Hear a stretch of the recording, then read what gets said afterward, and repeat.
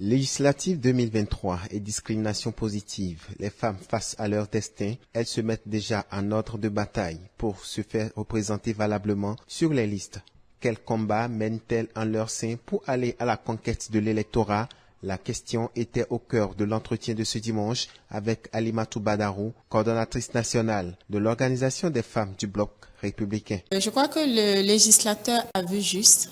Cette inégalité a assez duré, un écart de plus d'un siècle, cette inégalité entre les hommes et les femmes. On va dire que c'est un essai, un début de rétablissement, de déséquilibre qui a été créé. Et on se rend compte qu'on a perdu du temps et qu'il faut commencer maintenant par activer les lois pour permettre aux femmes de prendre part réellement dans le développement économique du pays. Et donc c'est un début, ce n'est pas encore suffisant, mais au moins on sait que désormais on va avoir au moins 24 sièges à l'Assemblée. Et des femmes sont déjà préparées. Notre environnement actuellement nous permet de croire davantage à la volonté de l'exécutif de faire la promotion de la femme. La bataille sera rude, elles en sont conscientes. Toutefois, des stratégies sont bien définies afin de ratisser large. On est conscient que seule la lutte fait qu'il faut travailler. Et donc, on demande juste aux hommes de regarder autour d'eux. On se rend compte qu'il y a des femmes qui s'activent sur le terrain. Il y a beaucoup de femmes. Et d'ailleurs, quand vous regardez le parti Bloc républicain, les femmes sont à l'avant-garde des performances électorales du Bloc républicain.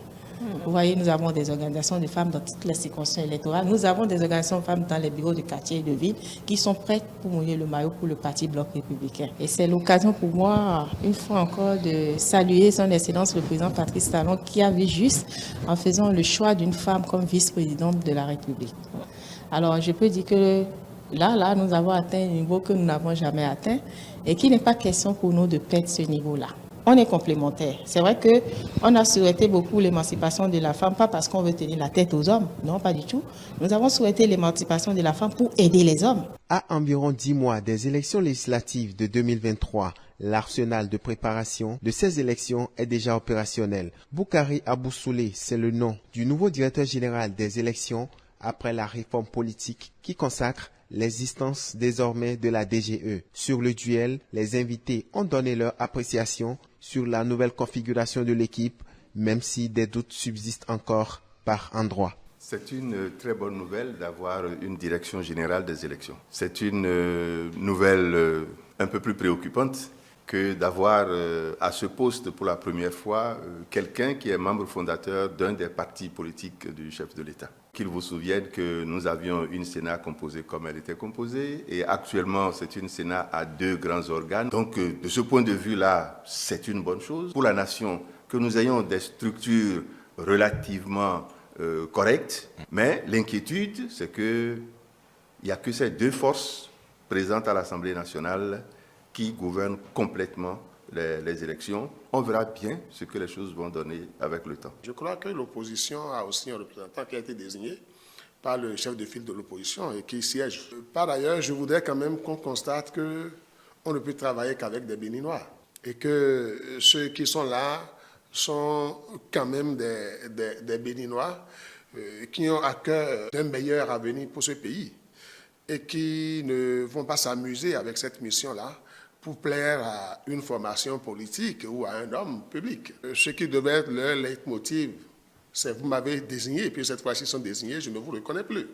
Je suis en mission pour mon pays, j'accomplirai ma mission tant bien que mal. Donc nous n'avons pas pour le moment des raisons de douter de leur impartialité, des raisons de douter de leur efficacité dans la mission qui leur est confiée. Des contestations naissent parfois et conduisent souvent à des situations inattendues à l'occasion des élections. Certes, le Bénin ne se retrouve pas sur cette liste. Quelle stratégie adopter pour ne pas en arriver à des cas pareils? Les invités préconisent. C'est prévu. Les tests l'ont dit que la LEPI a une validité de 10 ans. La LEPI a fait son petit bonhomme de chemin avec ses hauts et ses bas, avec ses problèmes et tout ça. Maintenant, nous sommes en train d'en finir et aujourd'hui, on va à la LEPI. Mais il faut reconnaître que c'est le même processus toujours qui continue avec des améliorations en réalité. Il nous revient également à nous, citoyens, d'abord, de nous assurer de ce que nous sommes présents sur cette liste-là, en nous faisant déjà identifier. Parce que, je dois vous le dire, nous avons encore plein de citoyens qui ne sont pas encore au RAVIP. Donc, il faut qu'on y travaille, il faut qu'on soit regardant. Si on peut parler d'une réforme obligatoire qui doit produire des effets dans quelques années, il s'agit bien de celle-là, pour enfin permettre à la démocratie béninoise de grandir en efficacité. Oui, les partis politiques sont obligés d'intégrer ça dans leur schéma de réflexion. Au niveau des FCBE, nous y travaillons. Les responsables des FCBE sont convaincus depuis de ce qu'il fallait faire. Mais je pense aussi, puis je suis en contact avec d'autres forces politiques de l'opposition, je peux en dire de même pour la plupart des forces de l'opposition.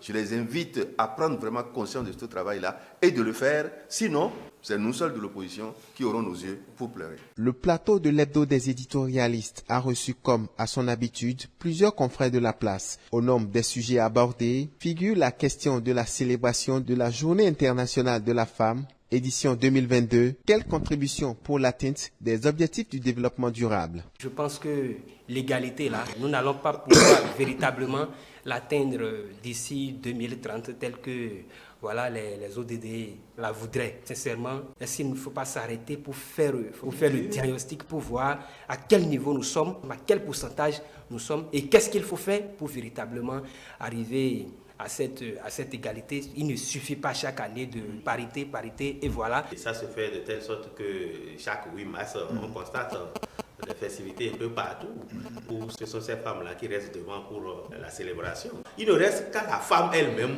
d'en profiter et de profiter de cette ouverture qui lui est faite pour quand même gagner une place de plus. On sait que la famille est la cellule élémentaire de la société. Donc, il faudrait qu'au niveau de chaque famille, on puisse changer les mentalités et qu'on ne fasse pas croire à la fille qu'il y a des choses qu'elle ne peut pas faire et que ses facultés sont limitées et que c'est vrai que par nature, nous n'avons pas été faits de la même manière.